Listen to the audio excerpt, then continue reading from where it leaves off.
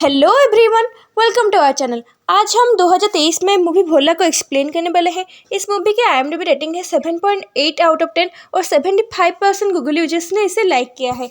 इस मूवी के lead character में अजय देवगन ताबू है। तो चलिए बिना किसी देरी के शुरू करते हैं इस मूवी को। मूवी की शुरुआत में हमें तब्बू को दिखाया जाता है जो कि है IPS डायना और वो है अभी ACP के पद में। यहाँ पर ACP डायना एक कोकेन से लदे हुए ट्रक के पीछा कर रहे हैं और अपनी बहादुरी का परिचय देते हुए उन्होंने अपने एक कंधे पे गोली भी खा चुकी है और इसके बावजूद भी वो उस कोकेन के ट्रक के पीछे लगी हुई है। ACP डायना ट्रक को सीज कर देती है और उसे ले जाने वाले 7 लोगों को भी गिरफ्तार कर लेती है और उन सबको लालगंज पुलिस थाने में भिजवा देती है। यहाँ पर पहली बार पुलिस को इतनी बड़ी कामयाबी हासिल हुई थी। यहाँ पर ACP डायना सारे कोकेन को लालगंज पुलिस स्टेशन के बंकर के अंदर छुपा देती है क्योंकि ये पुलिस स्टेशन बहुत पुराना था और अंग्रेजों के ज़माने का था, इसीलिए यहाँ पर खतरा बहुत कम था और इसे कोई जान भी नहीं पाता, इसलिए वो यहाँ पर सारे ड्रग्स को छुपा देती है। यहाँ पर ACP डायना जिन 7 लोगों को गिरफ्तार किया था उन 7 लोगों को बंदी बनाकर लालगंज पुलिस स्टेशन में ही रखवा देती है। दूसरी तरफ सीन शिफ्ट होता है जहाँ पर हम भोला को देखते हैं। ये एक कैदी होता है जो 10 साल बाद लखनऊ जेल से रिहा हो रहा था, वो भी अपने अच्छे बर्ताव के लिए। यहाँ पर भोला को उम्र कैद की सज़ा हुई होती है पर उसके अच्छे बर्ताव की वजह से उसे सिर्फ 10 सालों में ही रिहा मिल जाता है। दूसरी तरफ हम आशुतोष उर्फ आशु को देखते हैं जिसके हजारों करोड़ों के कोकेन को ACP डायना ने जब्त कर लिया था और इस वजह से वो बौखलाया हुआ था। आशु ये बात अपने भाई नेठारी को बताता है और यहाँ पर नेठारी और आशु मिलकर उस कोकेन को ढूंढने में लग जाते हैं। यहाँ पर हमें पता चलता है कि नेठारी और आशु के पास पूरी पावर है, मतलब सारे गैंगस्टर उनके अंदर ही काम करते हैं और इसीलिए वो पूरी शहर को तबाह कर सकते हैं। इसीलिए वो अपने गैंगस्टर लोगों को उस कोकेन का पता लगाने के लिए कहते हैं। दूसरी तरफ रौनक नाम का एक बंदा 2 साल से जो अंडरकवर एजेंट की तरह काम कर रहा है, वो यहाँ पर सारी खबरें ACP डायना को दे रहा होता है और यहाँ पर आशु को भी शक है कि उसका गैंग का कोई आदमी शायद डायना से मिला हुआ है।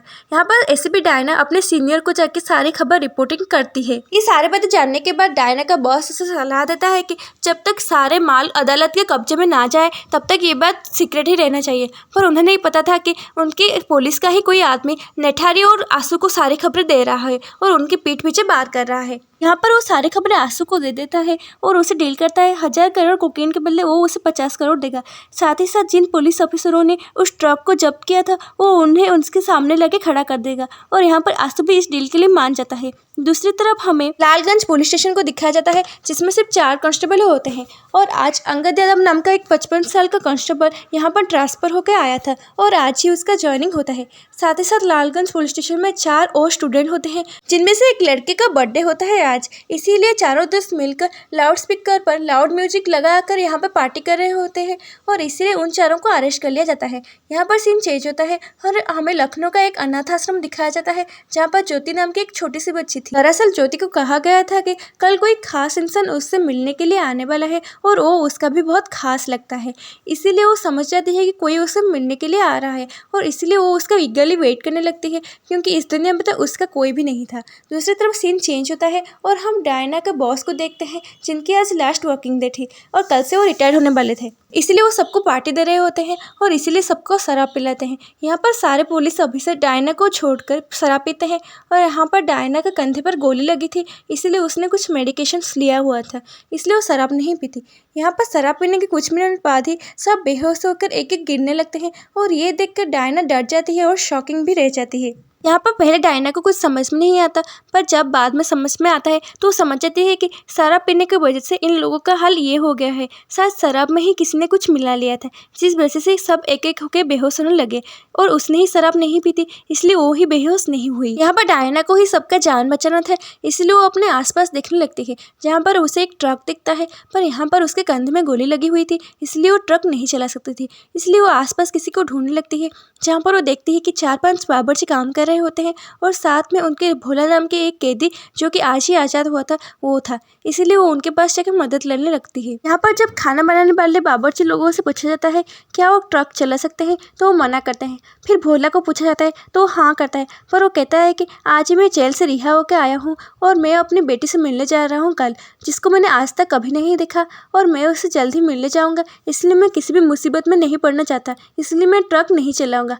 यहाँ पर डायना उसे समझाते हुए कहती है कि हमारी एक छोटी सी प्रॉब्लम की वजह से 40 करके बच्चे अनाथ हो जाएंगे, साथ ही साथ 40 पुलिस ऑफिसरों को अगर 5 घंटे के अंदर हॉस्पिटल लेके नहीं गए तो ये 40 ऑफिसर मर जाएंगे।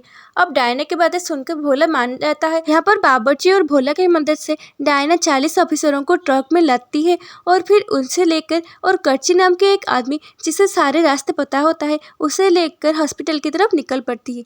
अब ये सारी बातें आशुतोष को पता चल जाती है। आशु ने ही उन 40 पुलिस ऑफिसर्स को मारने के लिए प्लानिंग किया था और इसीलिए देश में बेआईन हो चुके ड्रग्स को उसने यूज़ किया था, जिस वजह से वो जल्द ही काम कर दिया और सबको एक एक करके बेहोश होने लगे।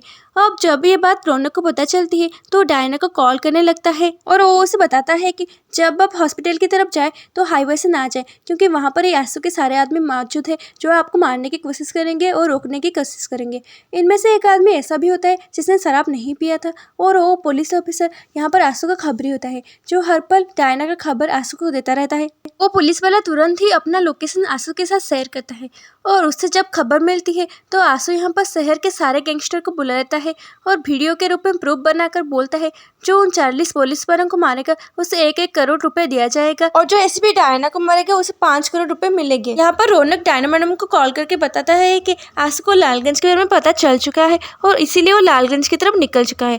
अब ये बात जानने के बाद Diana madam Lalganj police station को कॉल करती है जहाँ पर एक कांस्टेबल कॉल उठाता है और वो उसे ऑर्डर देते हैं कि आसपास के जितने भी पुलिस स्टेशन है उसकी नंबर है, तुम उन्हें कॉल करो, उनकी हेल्प मांगो और किसी भी तरीके से सरेंडर मत करना। पुलिस स्टेशन की खिड़की दरवाजे दोनों बंद कर दो और कोई भी बाहर मत निकलना। अब ये सुनने के बाद वो कांस्टेबल बहुत डर जाता है और अपने 3 साथी कांस्टेबल को लेकर वहाँ से निकल जाता है। तो लालगंज पुलिस स्टेशन में सिर्फ अब 4 स्टूडेंट्स और अंगद यादव खुद थे।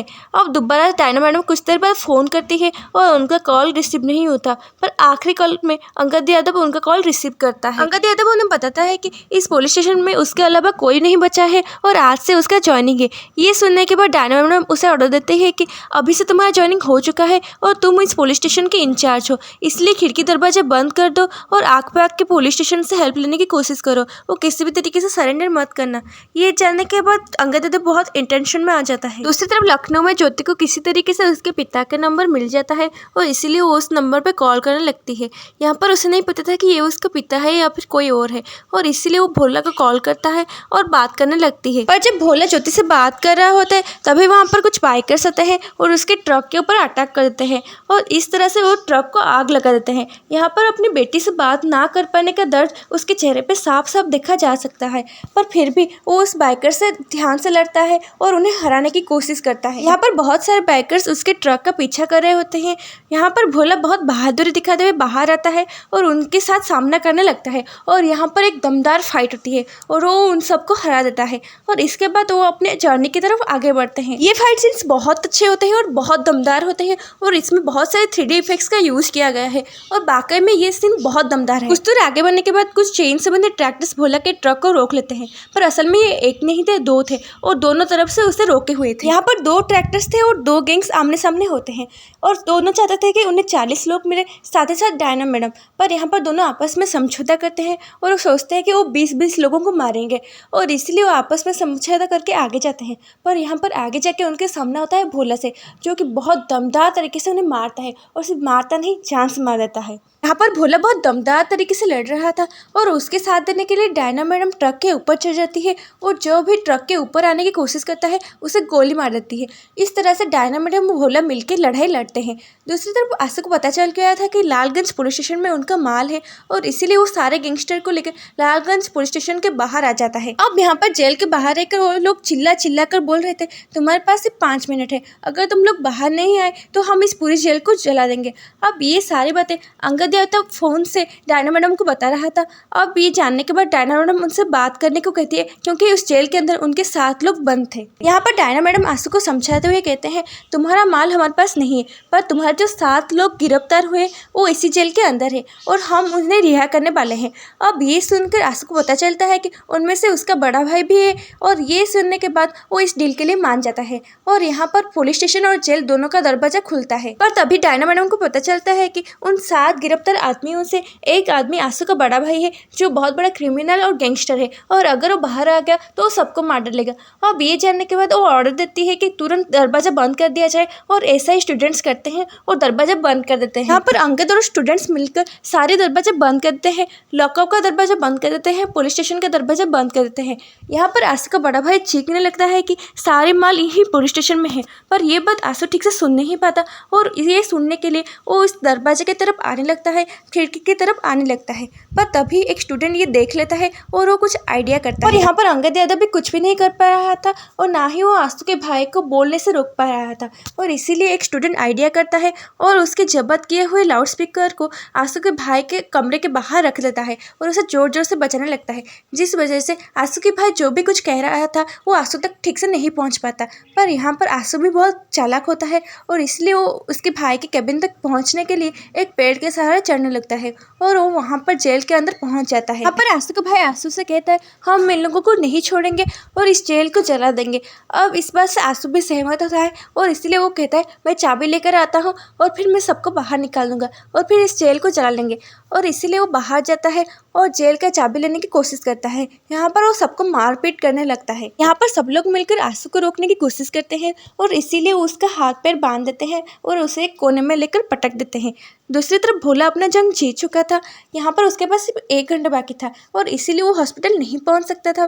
पर वहाँ पर शिव जी की मूर्ति के पास बैठे थे, क्योंकि 1 घंटे के अंदर उन 40 लोगों का ट्रीटमेंट भी करना था, इसलिए वो हॉस्पिटल नहीं पहुँच सकते थे। और यहाँ पर एम्बुलेंस और डॉक्टर सब यहाँ पर आने वाले थे और यहाँ पर कर्ची भी होता है और यहाँ पर वो भोला का स्टोरी पूछता है, जहाँ पर भोला उसे बताता है कि मैंने एक लड़की से प्यार किया था। यहाँ पर भोला अपना पूरी लव स्टोरी कर्ची को बताता है और वो बोलता है कि वो तो चली गई, पर जाते जाते मुझे एक नई ज़िंदगी दे के चली गई, साथ ही साथ मेरे लिए एक गिफ्ट छोड़ के चली गई जिसे आज तक मैंने नहीं देखा है, पर जल्द ही मिलने जा रहा हूँ। अगर वो एक इंसान नहीं होता तो आज सब कुछ सही चल रहा होता और वो मेरे पास होती और मेरी बेटी भी मेरे पास होती। ये बोल के वो सैड होने लगता है। दूसरी तरफ लालगंज पुलिस स्टेशन में चेतन यहाँ पर अपने दोस्त से बात कर रहा होता है, पर तभी पीछे से आंसू के आदमी खिड़की से चेतन के गला को दबा देते हैं और उसे मार डालते हैं। और ये देख के अंगद यादव की दिमाग हिल जाता है और उसके दोस्त भी डर जाते हैं। और यहाँ पर सब लोग मिलकर एक हथौड़े से आंसू को पीट पीट कर उसे मार देते हैं और आंसू की वहीं पर मौत हो जाती है।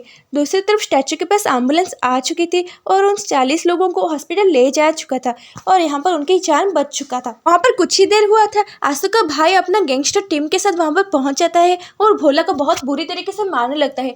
साथ ही साथ डायना मैम को भी यहाँ पर टॉर्चर करने लगता है। तब वहाँ पर रौनक पहुँच जाता है, क्योंकि वो कब से डायना मैम को कॉल करने की कोशिश कर रहा था पर उनका कॉल लग नहीं रहा था और उसे पता था कि वो स्टैचू के पास ही है, इसीलिए वो वहाँ पर पहुँच जाता है। तो वो देखता है कि आंसू के बड़ा भाई और साथ ही साथ बहुत सारे गैंगस्टर वहाँ पर है और रौनक को देख के वो समझ जाते हैं कि इसने ही गद्दारी की थी, इसीलिए आंसू का भाई उसे बड़े ही बेरहमी से मार देता है।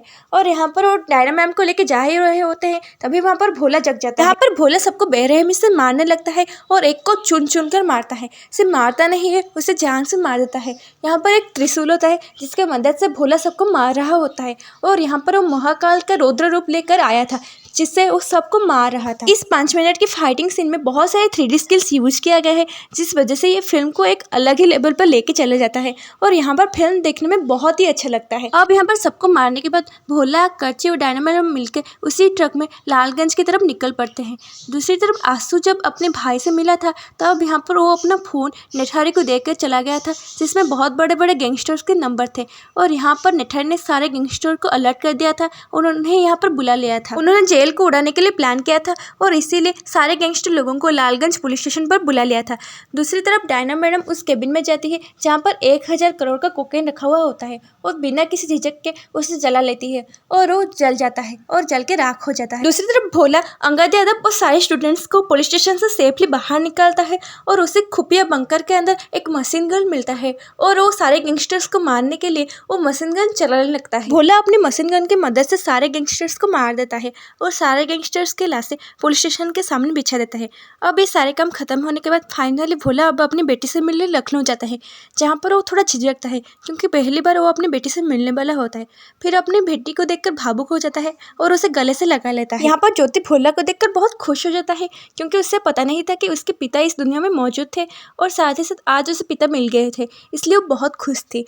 यहाँ पर मूवी के लास्ट सीन में हम एक बहुत बड़े जहाज को देखते हैं जिसमें एक लीडर होता है और इसका रोल अभिषेक बच्चन ने निभाया। यहाँ पर उसका एक आदमी आके उसे बताता है कि भोला अभी जिंदा है और इसी के साथ ये मूवी यहाँ पे खत्म होती है। फिल्म में अजय और ताबू की एक्टिंग लाजवाब है। अजय देवगन के डायरेक्शन में ये मूवी बहुत अच्छा बना है और कैमरेस के एंगल के साथ उन्होंने बहुत अच्छी तरीके से खेला है।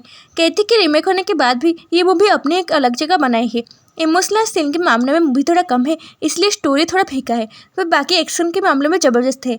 आप लोग ये मूवी जरूर देख सकते हैं। तो आपको हमारा एक्सप्लेनेशन कैसा लगा हमें कमेंट में जरूर बताइएगा। अगर आपको हमारा वीडियो पसंद आए तो लाइक कीजिएगा, शेयर कीजिएगा और चैनल को सब्सक्राइब कीजिएगा।